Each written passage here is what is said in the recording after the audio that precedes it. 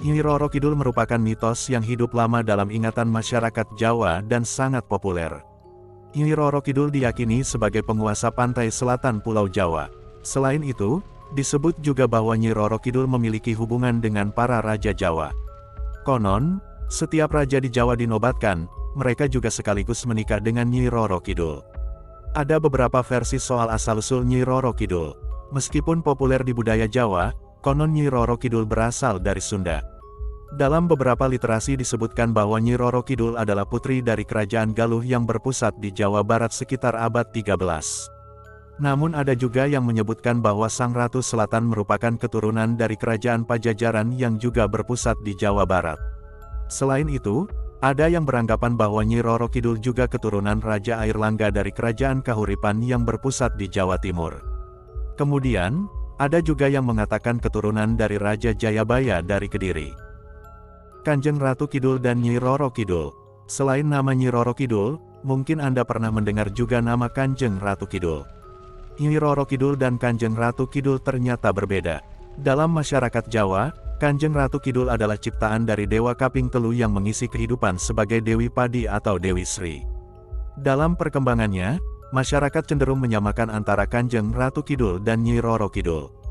Namun, dalam kepercayaan kejawen, Nyi Roro Kidul adalah bawahan setia Kanjeng Ratu Kidul.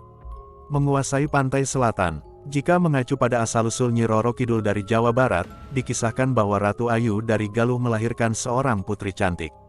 Saat lahir sang bayi langsung bisa bicara dan mengatakan bahwa ia adalah penguasa pantai selatan. Selain menguasai pantai selatan, Nyi Roro Kidul juga menguasai seluruh lelembut atau makhluk halus di tanah Jawa dengan pusatnya di pantai selatan. Setelah mendengar bayi Nyi Roro Kidul berkata demikian, Roh Sindula dari Galuh bersabda bahwa cucunya itu tidak akan bersuami untuk menjaga kesuciannya. Roh Sindula juga menyebut bahwa cucunya itu bisa bersuami kelak hanya jika dikawini oleh raja-raja Islam di Jawa. Menikah dengan Penembahan Senopati dalam perkembangan politik di Jawa sebelum era Kerajaan Mataram Islam, disebutkan bahwa Panembahan Senopati, kakek dari Sultan Agung melakukan semedi di pantai selatan. Hal itu dilakukan guna memohon petunjuk untuk memenangkan peperangan melawan Sultan Pajang. Konon, semedi yang dilakukan Panembahan Senopati sangat tekun hingga membuat istana Ratu Pantai Selatan porak-poranda. Ratu Kidul keluar karena tertegun melihat seorang yang gagah tengah bersemedi. Sang ratu pun jatuh hati dan bersimpuh di kaki Panembahan Senopati. Setelah bercinta selama 3 hari 3 malam, Ratu Selatan berjanji akan membantu Panembahan Senopati melawan Sultan Pajang dan akhirnya berhasil. Untuk mengenang peristiwa ini, Sultan Agung membuat tarian bedaya yang mengisahkan cinta Panembahan Senopati dengan Ratu Kidul.